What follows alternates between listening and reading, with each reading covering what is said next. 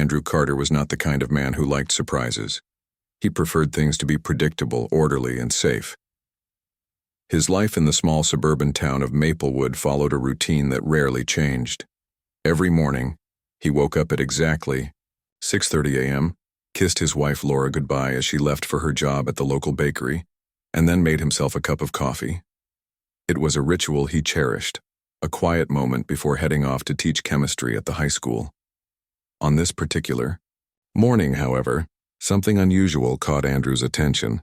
As he poured hot water over the grounds in his favorite mug, a glint of light reflected off a tiny vial sitting on the counter. The vial contained a mineral sample he had brought home from work the previous day. Curious about its reaction to heat, Andrew decided to drop a pinch of the powder into his coffee. To his surprise, the liquid bubbled slightly, releasing a faint but peculiar smell. Huh, Andrew muttered under his breath, staring at the swirling dark liquid. That's odd. He set the mug down and reached for the vial, examining it closely. The label read, "Unknown Compound X," written hastily in black marker. Andrew couldn't remember where he'd gotten it. It must have been part of some demonstration kit left behind by another teacher. Shrugging, he dismissed the bubbling as nothing more than an interesting quirk and took a cautious sip. The taste was bitter, almost metallic, but otherwise harmless enough. Later that evening, while grading papers in his dimly lit study, Andrew found himself unable to shake the memory of the strange reaction. Something about it nagged at him, like a puzzle piece missing from a larger picture.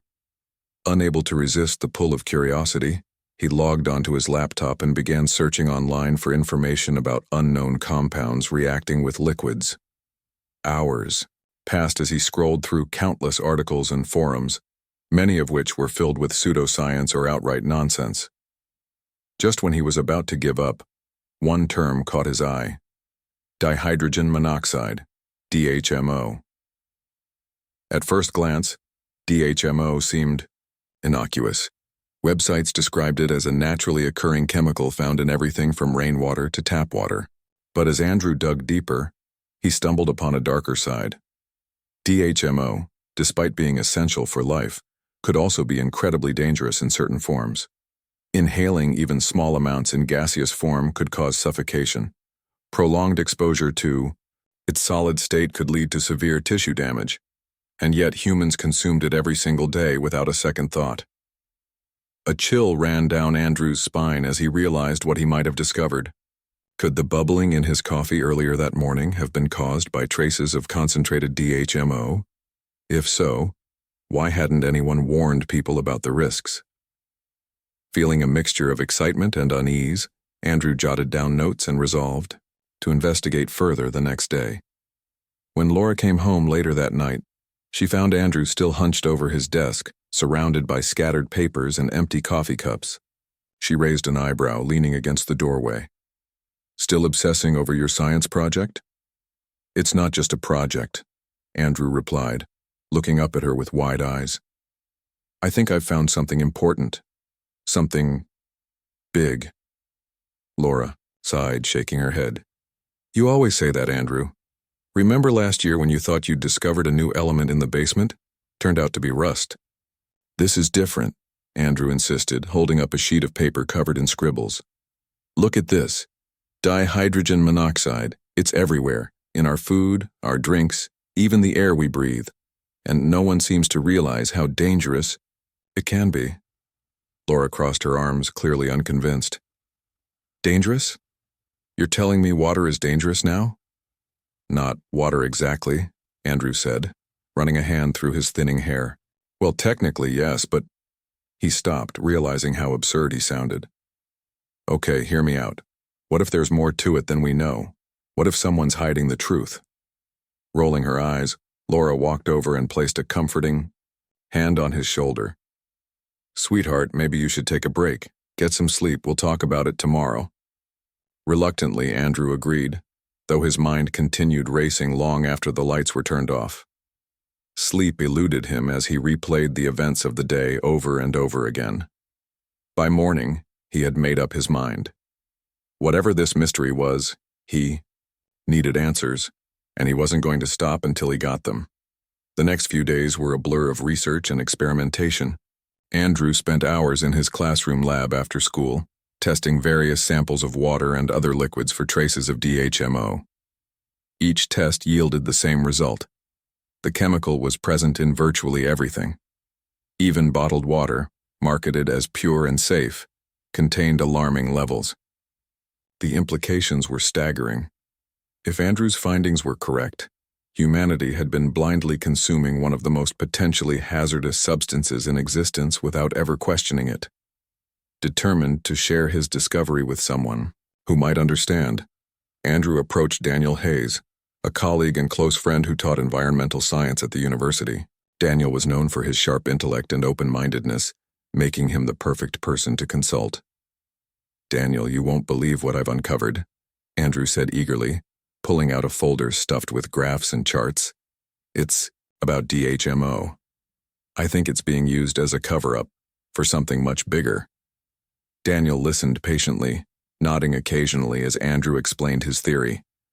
When Andrew finished, Daniel leaned back in his chair, rubbing his chin thoughtfully. "Interesting," he said slowly. "But do you really think it's possible? Governments and corporations deliberately misleading everyone about something so fundamental?" "I don't know," Andrew admitted. "But I can't ignore the evidence. Someone needs to look into this." Daniel hesitated, weighing the potential consequences. Finally, he nodded. "All right, let's dig deeper. But we need to be careful. If you're right, we could be stepping into dangerous territory." As the two men shook hands, neither realized how true those words would turn out to be. Little did they know their investigation was about to attract unwanted attention. Attention that would put their lives in jeopardy and force them to confront truths far beyond anything they could have imagined. For now, though, Andrew felt a sense of purpose he hadn't experienced in years. For the first time in a long time, he believed he was on to something that mattered, not just for himself, but for everyone. And as daunting as the road ahead might be, he knew he couldn't turn back. Not now. Not when the stakes were so high. Andrew and Daniel spent the next few days diving deeper into their investigation, poring over research papers, lab reports, and anything else they could find about DHMO. Their search led them to obscure corners of the internet, where conspiracy, theories, and scientific facts mingled in chaotic threads. Some posts claimed that DHMO was part of a government experiment gone wrong. Others suggested it was being used as a tool for population control. While many of these claims seemed far-fetched, there were enough credible references to keep Andrew and Daniel digging. One evening, after hours of scrolling through dense documents, Daniel leaned back in his chair with a sigh. "This is getting us nowhere," he said, rubbing his temples. "We're chasing shadows here. Most of this stuff is either nonsense or incomplete." Andrew frowned, tapping a pen against the desk. "But what if it's not? What if there's something real buried in all this noise? We can't just give up." Daniel nodded reluctantly. "You're right. But we need better sources. If governments and corporations are hiding something, they're not going to leave clues lying around online." The two men decided to take a different approach. Instead of relying solely on the internet, they began visiting libraries and archives, searching for older materials that might have slipped through the cracks of modern censorship. At first, their efforts yielded little more than frustration. Books and journals either avoided mentioning DHMO altogether or glossed over its properties in vague terms. It wasn't until Daniel stumbled upon a dusty old textbook in the university library that things started to change. "Andrew, come look at this," Daniel called out, holding up the book. Its cover was faded, and the pages smelled faintly of mildew. Inside, there was a chapter titled "The Chemistry of Universal Solvents." As Andrew flipped through the yellowed pages, his eyes widened. The text described a compound eerily similar to DHMO but referred to it by a different name, hydrogen oxide variant 7. "What does it say?" Daniel asked, leaning over Andrew's shoulder. Andrew read aloud, his voice tinged with excitement. "It says here that HOV-7 was developed during early space exploration missions. Scientists wanted a solvent that could break down alien materials without damaging equipment. They thought it would revolutionize resource extraction on other planets. Daniel raised an eyebrow. So it's man-made, not natural? That's what it sounds like, Andrew replied, flipping to another page. But listen to this. Due to its highly reactive nature, HFY proved difficult to contain. Exposure to concentrated forms resulted in catastrophic outcomes. He paused, looking up at Daniel. Does that sound familiar? Daniel's face darkened. Too familiar. Do you think DHMO and HFY are the same thing? It's possible, Andrew said slowly. Maybe someone renamed it to make it seem harmless. That way no one would question its presence in everyday products. The discovery sent a jolt of adrenaline through both men. For the first time, they had tangible evidence suggesting that DHMO wasn't just a naturally occurring chemical. It had been engineered. And if that was true, then the implications were staggering. Governments and corporations might have deliberately introduced it into the water supply, knowing full well how dangerous it could be. Determined to learn more, Andrew and Daniel decided to reach out to experts who might have insider knowledge. They compiled a list of names from academic journals and industry publications, narrowing it down to 3 individuals who seemed most likely to help. One was a retired chemist named Dr. Margaret Klein, who had worked for a major pharmaceutical company before disappearing from public view. Another was a former NASA engineer named Robert Ellis, whose career had ended abruptly under mysterious circumstances. The third was a whistleblower known only as the Water Watcher, whose identity remained unknown. Their first attempt to contact Dr. Klein ended in disappointment.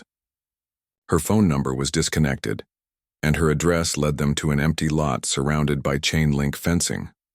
Frustrated but undeterred, they turned their attention to Robert Ellis. After tracking him down to a small cabin in the woods, they drove out to meet him in person. Ellis greeted them warily, his weathered face lined with suspicion. "Who are you, and what do you want?" he asked gruffly, standing on the porch with a shotgun slung over his shoulder. "We're researchers," Andrew explained quickly, raising his hands in a gesture of peace. "We're investigating something called DHMO. Have you heard of it?" Ellis's expression shifted slightly, though he still held the gun firmly. "Why are you asking me?" "We found references to a similar compound, HFY, in old NASA documents," Daniel chimed in. "We think it might be connected to your work." For a moment, Ellis didn't respond. Then, with a heavy sigh, he lowered the gun and stepped aside. "Come in," he muttered. "But don't expect answers. I've already said too much." Inside the cabin, Ellis poured them cups of weak coffee and sat down across from them. His hands trembled slightly as he spoke. HFY was supposed to be a miracle, a universal solvent that could dissolve anything, but it got out of hand. Too volatile, too unpredictable, people died, projects were shut down, and anyone who knew too much. He trailed off, shaking his head. "Do you know what happened to the compound after the project was canceled?" Andrew pressed gently. Ellis hesitated, glancing toward the window as if expecting someone to burst in. "They didn't destroy it," he finally admitted. "They diluted it, mixed it with regular water, said it was safe in small doses, but they lied. It's still dangerous. Always has been." The room fell silent as the weight of his words sank in. Andrew exchanged a glance with Daniel, both of them realizing the magnitude of what they had uncovered. If Ellis was telling the truth and everything pointed to him being truthful, then humanity had been unknowingly consuming a lethal substance for decades. Before they could ask any more questions, Ellis stood abruptly. "That's all I'm saying.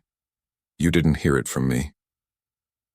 Without another word, he ushered them out of the cabin and locked the door behind them. Back in the car, Andrew and Daniel sat in stunned silence. "This is bigger than we thought," Daniel said finally. "If governments and corporations have been hiding this, we're playing with fire just by looking into it." "I know," Andrew replied grimly, "but we can't stop now, not when so many lives are at stake." As they drove away, Neither of them noticed the black sedan parked a short distance down the road. Inside, two men in suits watched them leave, speaking quietly into their phones. Over the next week, strange things began happening. Andrew received emails with blank subject lines and attachments that wouldn't open. His home computer crashed, repeatedly, displaying cryptic error messages. One night, as he was working late in his study, he heard a soft knock at the door. When he opened it, no one was there, just a plain white envelope lying on the doorstep. Inside was a single sheet of paper with one sentence typed in bold letters. "Stop asking questions." Laura noticed the toll it was taking on him. "Andrew, this is getting out of control," she said one evening, watching him pace anxiously around the living room. "You're scaring me. Maybe it's time to let this go." "I can't," Andrew snapped, immediately regretting his tone. "I'm sorry, Laura, but if I stop now, nothing will change. People deserve to know the truth." Despite her fears, Laura couldn't argue with that. She loved Andrew for his determination, even if it sometimes bordered on recklessness. Still, she insisted he take precautions. "At least tell someone trustworthy what you're doing," she urged. "If something happens to you, they need to know." Reluctantly, Andrew agreed. He reached out to Emma Foster, a journalist known for exposing corporate scandals. Emma was skeptical at first, dismissing Andrew's story as paranoia, but when he showed her the notes from his meeting with Ellis and the threatening message he'd received, her demeanor changed. "This is serious," she said, flipping through the documents. "If half of this is true, it's the biggest story of the century. But it's also dangerous. Are you sure you want to go public with this?" "I don't have a choice," Andrew replied firmly. "The longer we wait, the more people are at risk." Emma nodded, her mind racing with possibilities. "All right, I'm in. But we need to move carefully. This isn't just about science, it's about power. And powerful people don't like their secrets exposed." With Emma on board, Andrew felt a renewed sense of hope. Together, they devised a plan to gather irrefutable proof of DHMO's dangers and expose the conspiracy once and for all. But as they delved deeper into the mystery, they couldn't shake the feeling that they were being watched. Every step forward brought new challenges and new threats. For Andrew, the stakes had never been higher. He knew the journey ahead would be perilous, but he also knew he couldn't turn back. Not now. Not when the truth was within reach. With Emma Foster now part of the team, Andrew and Daniel felt a renewed sense of purpose. Emma's sharp instincts and investigative skills were exactly what they needed to turn their findings into something concrete. She wasted no time diving into the details, asking pointed questions and demanding clarity on every piece of evidence they had gathered so far. "All right," Emma said one evening as they sat around Andrew's dining table, surrounded by stacks of papers and open laptops. "We've got a lot of pieces here, but we need to connect them in a way that makes sense to the public. Right now, it's all speculation and hearsay. We need proof, something undeniable." Andrew nodded, pushing his glasses up the bridge of his nose. "I agree, but where do we start? Everything we've found points to DHMO being dangerous, but most of it is circumstantial." Emma tapped her pen against the table thoughtfully. "What about Robert Ellis? He gave you some pretty explosive information. Can we get him to go on record?" Daniel shook his head. "He's too scared. You saw how he acted when we talked to him. He won't risk it." "Then we'll have to find someone else," Emma replied firmly.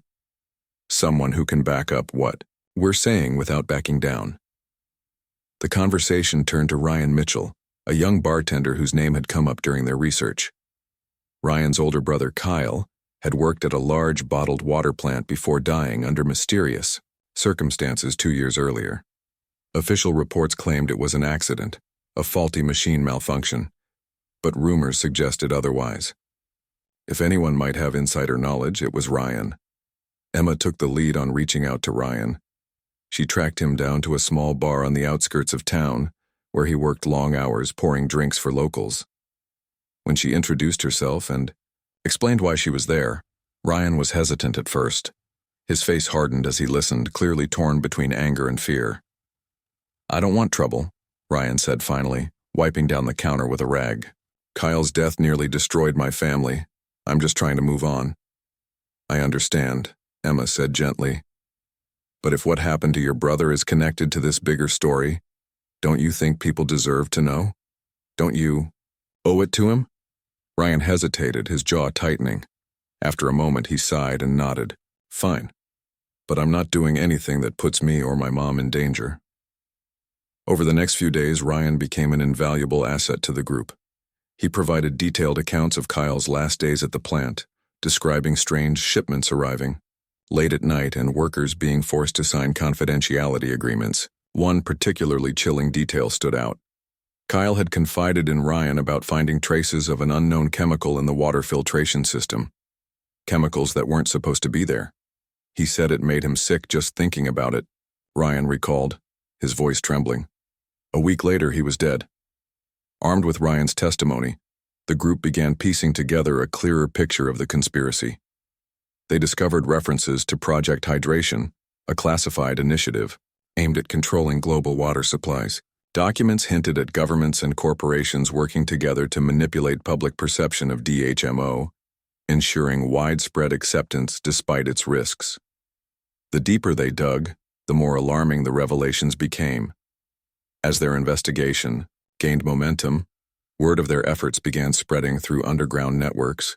Ordinary citizens, alarmed by what they were learning, started reaching out to offer support. Among them was Claire Bennett, a retired school teacher who had spent decades advocating for clean water initiatives. Her passion and organizational skills proved invaluable as she helped rally others to the cause. Together they formed a grassroots movement called Hydration Truth, dedicated to exposing the dangers of DHMO and holding those responsible accountable. Social media played a crucial role in amplifying their message, with hashtags like Know Your Water and Hydration Truth trending worldwide. People shared stories of unexplained illnesses linked to contaminated water sources, drawing attention to patterns that had long been ignored. But with growing visibility came increased scrutiny and danger. Anonymous messages warning them to stop appeared more frequently, often accompanied by vague threats. One night, Andrew returned home to find his car vandalized, the tires slashed and the windows shattered. Laura was terrified, urging him to abandon the fight for their safety, but Andrew refused to back down, convinced that the truth was worth the risk. Emma faced her own challenges as well. While researching AquaCorp, the largest bottled water company in the country, she uncovered internal memos detailing deliberate misinformation campaigns designed to downplay concerns about water quality. Before she could secure copies of the documents, however, her apartment was broken into. Though nothing was stolen, her computer was wiped clean, erasing months of work. Despite these setbacks, the group pressed on, driven by a shared determination to expose the truth. They knew they couldn't trust anyone, not even each other. Paranoia began to creep in, sowing seeds of doubt among them. During a heated meeting, Emma accused Ryan of leaking sensitive information to authorities after noticing unusual activity on their encrypted messaging app. Ryan vehemently insisted he hadn't betrayed them, but the accusation created tension that lingered for days. Laura, meanwhile, struggled to cope with the stress of Andrew's involvement. She begged him to consider the consequences, not just for himself but for their future. What happens if something goes wrong? She asked one night, tears streaming down her face. Who will protect us then? Andrew pulled her close, his heart aching at her pain. I promise I'll be careful, he whispered. But I can't walk away from this. Not when it matters so much. The breaking point came when Daniel was found dead in his lab. Authorities ruled it a suicide, citing depression and burnout as contributing factors. But Andrew and Emma knew better. The scene was staged. The note left behind was written in handwriting that didn't match Daniel's, and bruises on his wrists suggested he had been restrained before his death. Devastated by the loss of their friend, Andrew and Emma vowed to honor his memory by seeing the mission through. With only weeks left until their planned international broadcast, they worked tirelessly to gather irrefutable evidence. Andrew decrypted files stolen from a whistleblower within the Department of Environmental Safety, uncovering recordings of high-level meetings discussing Project Hydration in explicit detail. One recording in particular sent chills down their spines. A corporate executive from AquaCorp boasted about manipulating test results to ensure compliance with safety standards, knowing full well the risks involved. "People will drink it anyway," the man said coldly. "They always do." As the day of the broadcast approached, the group prepared for the worst. They knew they were being watched, possibly even followed. Every decision was made with caution, every move calculated to minimize risk. Yet despite their best efforts, they couldn't shake the feeling that betrayal lurked closer than they realized. In the final days leading up to the event, Andrew made a difficult choice. Realizing the gravity of what they were about to reveal, he drafted a letter to Laura, explaining everything in case something went wrong. It was a painful task, forcing him to confront the possibility that he might not survive to see the outcome. As he sealed the envelope and placed it on his desk, he felt a pang of guilt, but also resolve. Whatever happened next, he was ready. The world deserved to know the truth about DHMO, no matter the cost. And Andrew Carter was determined to make sure they heard it loud and clear. The morning of the broadcast arrived and the air was thick with tension. Andrew woke up before dawn, his mind racing with a mix of fear and determination. He glanced at Laura, who was still asleep beside him, her face pale and drawn from weeks of worry. For a moment he considered staying home, pretending none of this had ever happened. But then he remembered Daniel, his friend, his ally, and the promise they had made to each other. The truth couldn't wait any longer. Downstairs, Emma and Ryan were already waiting for him, their faces grim but resolute. They had spent the night finalizing every detail of the plan, rehearsing what they would say and preparing for the worst. The living room was cluttered with laptops, cables, and stacks of papers. A small camera sat on a tripod in the corner, ready to stream their message live to millions of people around the world. "Are we sure about this?" Ryan asked quietly, breaking the silence. His hands trembled as he adjusted the microphone attached to his shirt. "Once we do this, there's no going back." Andrew nodded, his voice steady despite the knot in his stomach. "We've come too far to stop now. If we don't tell the world, no one else will." Emma checked the time on her phone. "We've got 30 minutes until we go live. Let's run through it one more time." For the next half hour, they reviewed their roles. Andrew would explain the science behind DHMO and its dangers, using visual aids to make the information easier to understand. Emma would present the evidence they had gathered, the whistleblower recordings, internal memos from AquaCorp, and Ryan's testimony about his brother Kyle. Ryan himself would speak last, sharing his personal story to humanize the issue and drive home the stakes. As the clock ticked closer to the scheduled start time, Andrew felt his nerves tighten. He tried to focus on the task ahead, but his mind kept drifting to the risks they were taking. What if something went wrong?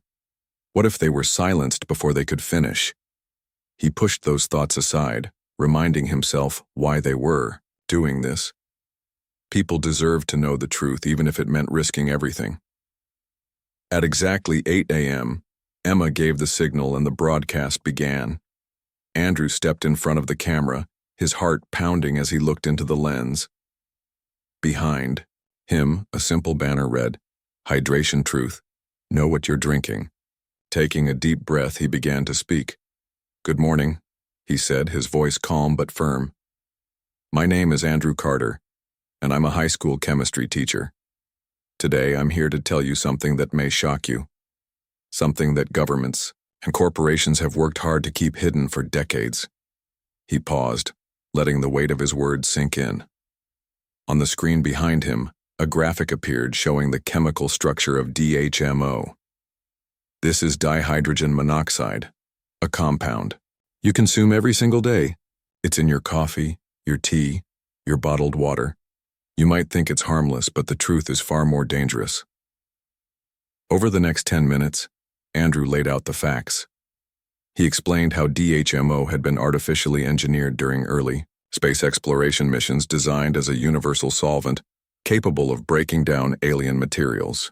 He described how its volatile nature made it difficult to control, leading to catastrophic accidents during testing. And finally, he revealed how diluted versions of DHMO had been introduced into Earth's water supply under the guise of safety, while pure samples were secretly stockpiled for military purposes. When Andrew finished, Emma took over, presenting the evidence they had collected.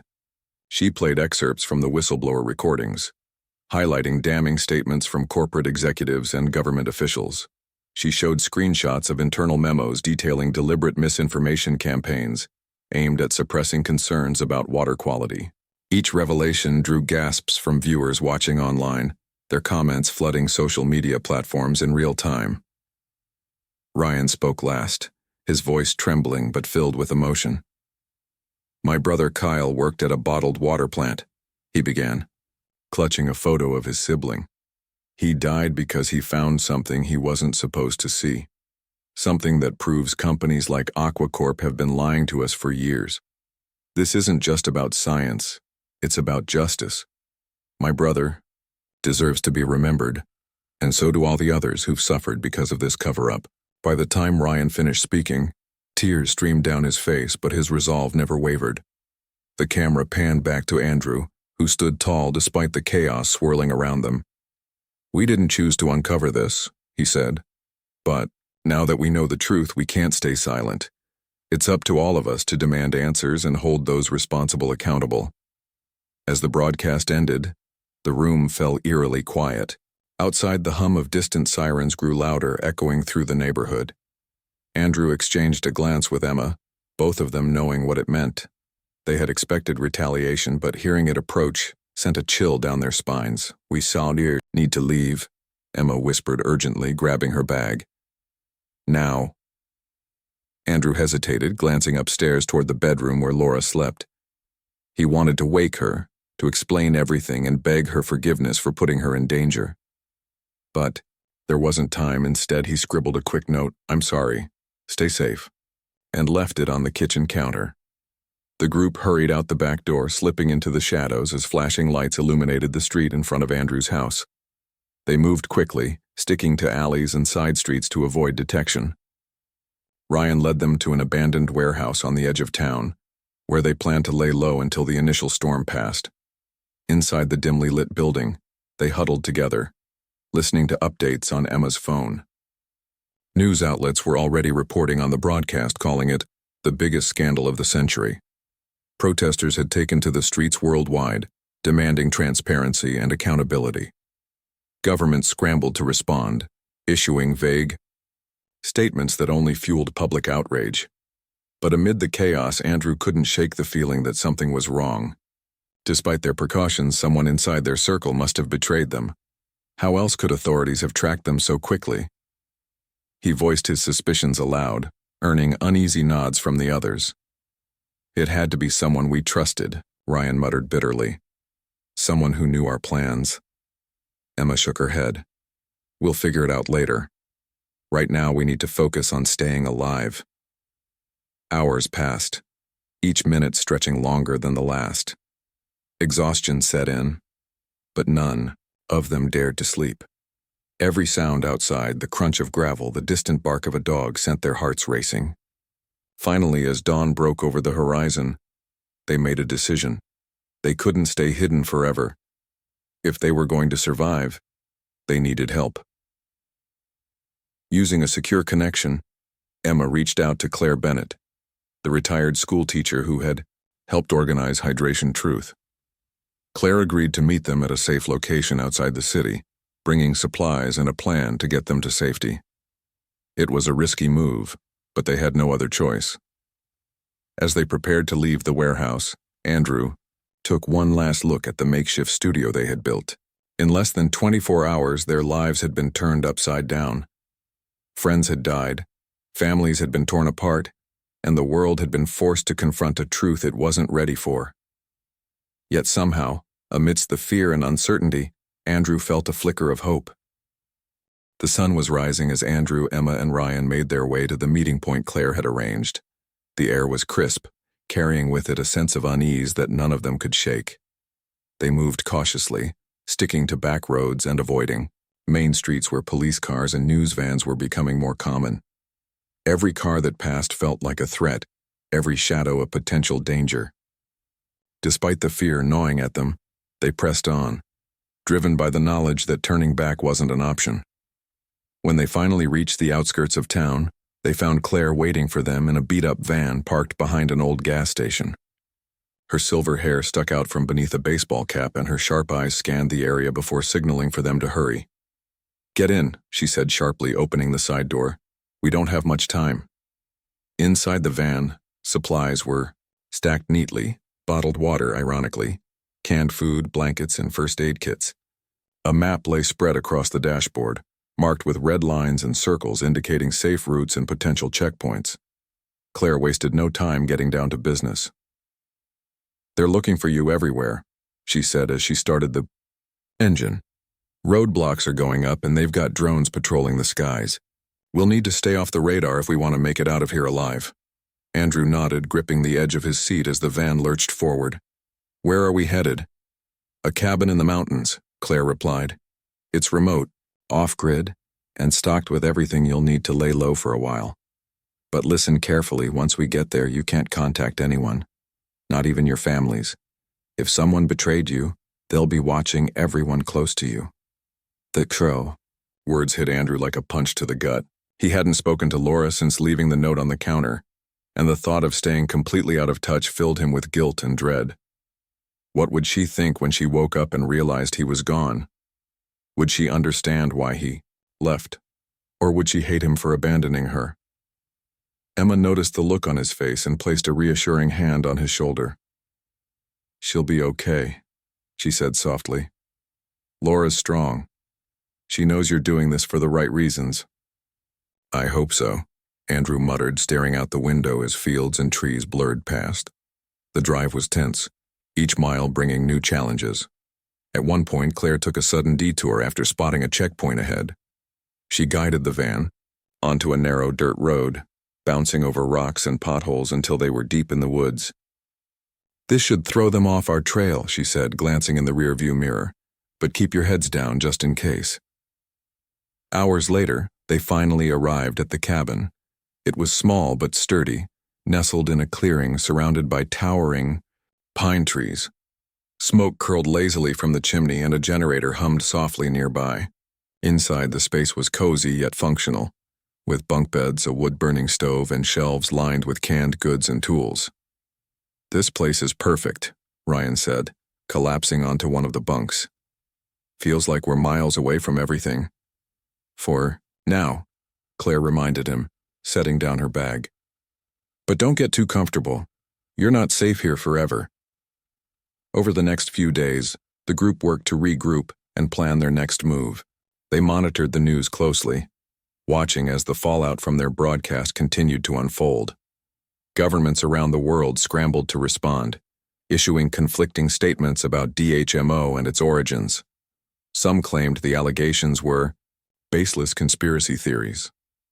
Others admitted to limited use of the chemical but insisted it posed no significant risk. Meanwhile, protests grew larger and more intense, with thousands taking to the streets demanding answers. Despite the chaos, Andrew couldn't shake the feeling that something was missing. The public outrage was encouraging, but it wasn't enough. Without concrete action, the movement risked fizzling out, leaving the powerful untouched and the truth buried once again. He voiced his concerns during a late-night discussion around the kitchen table. "We need to hit them where it hurts," he said, leaning forward.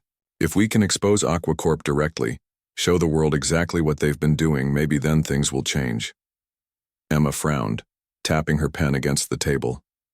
"How do you propose we do that? Their facilities are heavily guarded, and breaking in isn't exactly an option." "Maybe we don't need to break in," Andrew replied thoughtfully. "What if we leak the whistleblower documents online? Make them impossible to ignore." Ryan shook his head. "That won't work. Everything's encrypted. Even if we manage to upload them, they'll just deny it or claim they're fake." Claire, who had been silent until now, spoke up. "There's another way," she said slowly. "AquaCorp has a shareholders meeting next week. It's being held at their headquarters in Chicago. If we can get someone inside, they might be able to record the proceedings and gather proof right from the source. The idea was risky, almost suicidal, but it was also their best shot. After some debate, they decided to send Ryan. His younger age and unassuming appearance made him less likely to raise suspicion, and his connection to Kyle gave him a personal stake in the mission. With Claire's help, they forged identification papers and a cover story, transforming Ryan into a junior analyst tasked with presenting data to the board. The night before the meeting, the group gathered around the fire outside the cabin. The mood was somber, weighed down by the gravity of what lay ahead. Ryan stared into the flames, his expression unreadable. "I'm scared," he admitted finally. "What if I mess up? What if they catch me?" "You won't," Andrew said firmly, placing a hand on his shoulder. "You're doing this for Kyle, and for everyone else who's suffered because of them. Just remember why you're there and you'll be fine." Ryan nodded, though doubt still lingered in his eyes. "I just wish there was another way." "So, do I?" Emma added quietly. "But sometimes the hardest choices are the ones that matter most." The next morning, Ryan set off for Chicago, leaving the others behind to monitor the situation remotely. Back at the cabin, tension mounted as the hours ticked by. They listened to updates on the radio, tracking reports of increased security around AquaCorp's headquarters. Every knock on the door or rustle in the bushes sent their hearts racing, paranoia gnawing at their nerves. Finally, late in the afternoon, Ryan called using a burner phone. His voice was shaky but triumphant. "I did it," he said breathlessly. "I got the recordings. They're talking about everything, the experiments, the cover-ups, all of it." Relief washed over the group, followed quickly by urgency. "Get out of there," Emma instructed. "Now, don't wait." "I'm already on my way," Ryan replied. "But I think they suspect something. There are guards everywhere." "Stay calm," Andrew urged. "Just keep moving. We'll figure out the rest when you get here." As Ryan hung up, the weight of the moment settled over them. They had done the impossible. They had proof. Now came the hard part, making sure the world saw it. Back in Chicago, Ryan navigated the crowded streets, his backpack heavy with evidence. He ducked into alleys and avoided cameras, his heart pounding with every step. Just as he reached the edge of the city, a black sedan pulled up beside him, blocking his path. Two men stepped out, their faces grim and purposeful. "Ryan Mitchell?" one of them asked, flashing a badge. "We need you to come with us." For a moment, Ryan froze, panic gripping him. Then, remembering Andrew's words, he forced himself to stay calm. "Who are you?" he demanded, backing away slowly. "I haven't done anything wrong." The men advanced, reaching for him. In a split second, Ryan turned and ran, clutching the backpack tightly. Shots rang out behind him, echoing through the narrow streets. He didn't look back. He couldn't. All he could think about was getting the evidence to safety, no matter the cost. Miles away, Andrew, Emma, and Claire listened in horror as the line went dead. For a long moment, no one spoke. Then Andrew stood, his jaw clenched with resolve. "We finish this," he said. "No matter what happens to Ryan, we finish this." The hours that followed felt like an eternity. Andrew, Emma, and Claire sat in silence, their eyes glued to the radio and news feeds for any sign of Ryan. Each report of gunfire or police activity in Chicago sent a fresh wave of dread through them. They knew the odds were against him, but they refused to give up hope. If Ryan had managed to escape, even partially, they owed it to him to finish what he started. Finally, just as the sun dipped below the horizon, a faint knock echoed through the cabin. The sound was so soft that none of them were sure they'd heard it at first. Then it came again, louder this time. Andrew moved cautiously toward the door, his heart pounding. Peering through the peephole, he saw Ryan standing there, pale and bloodied but alive. "Ryan!" Andrew exclaimed, pulling the door open. He helped the young man inside, where Emma and Claire rushed to tend to his wounds. His clothes were torn, and his face was streaked with dirt, but the backpack remained clutched tightly in his hand. I got it, Ryan rasped, collapsing onto a chair. They didn't get it. Emma opened the backpack and pulled out a small digital recorder. Her hands trembled as she pressed play. Voices filled the room, cold, calculating voices discussing Project Hydration, AquaCorp's role in manipulating test results, and plans to suppress dissent. It was irrefutable proof, the smoking gun they had been searching for. We did it, Emma whispered, tears welling in her eyes. We actually did it. But their relief was short-lived. Ryan explained how close he had come to being captured, describing the chase through the streets of Chicago and the bullets that had whizzed past him. They know we have something, he said grimly. They'll be coming for us next. Claire nodded, already thinking ahead. Then we need to act fast. Once this goes public, there's no turning back, for any of us. Using a secure satellite connection, Emma uploaded the recordings to multiple decentralized networks, ensuring they couldn't be deleted or censored. She also drafted a message to accompany the release, summarizing the key points and urging people to demand accountability. By morning, the files had spread across the globe, igniting outrage on an unprecedented scale. News outlets scrambled to verify the authenticity of the recordings, but the sheer volume of evidence made denial impossible. Governments issued conflicting statements, some attempting to downplay the revelations while others promised investigations. Protesters flooded the streets, holding signs that read "Hydration Truth" and demanding justice for decades of deception. As the world erupted in chaos, Andrew, Emma, Ryan, and Claire stayed hidden in the mountains, listening to updates from afar. They knew they couldn't reveal themselves, not yet. Authorities were actively hunting them, labeling them as terrorists and criminals. But despite the danger, they felt a sense of fulfillment, knowing they had sparked a movement that could change everything. One evening, as they gathered around the fire, Andrew spoke up. "Do you think it was worth it?" he asked quietly. "All the sacrifices, all the risks. Do you think it'll make a difference?" Emma looked at him, her expression thoughtful. "It has to. People know now. They can't unsee this. Even if things don't change overnight, the truth is out there. That's more than we had before." Ryan nodded, staring into the flames. "Kyle would have been proud," he said softly. "He always believed someone would stand up someday. I just wish he could see this." Claire placed a comforting hand on his shoulder. "He does see it. In you." The group fell silent, each lost in their own thoughts. For Andrew, the weight of what they had accomplished and lost was overwhelming. Daniel's death weighed heavily on him, a constant reminder of the cost of their fight. Yet even amidst the grief, he found solace in the knowledge that they had honored his friend's memory by seeing the mission through. Days turned into weeks, and the initial frenzy began to settle.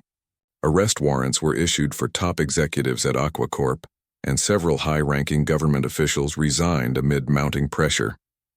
Calls for reform echoed worldwide, with communities organizing to push for safer alternatives to DHMO. While the road ahead would be long and fraught with challenges, the tide had shifted. Humanity was waking up to the dangers it had ignored for so long.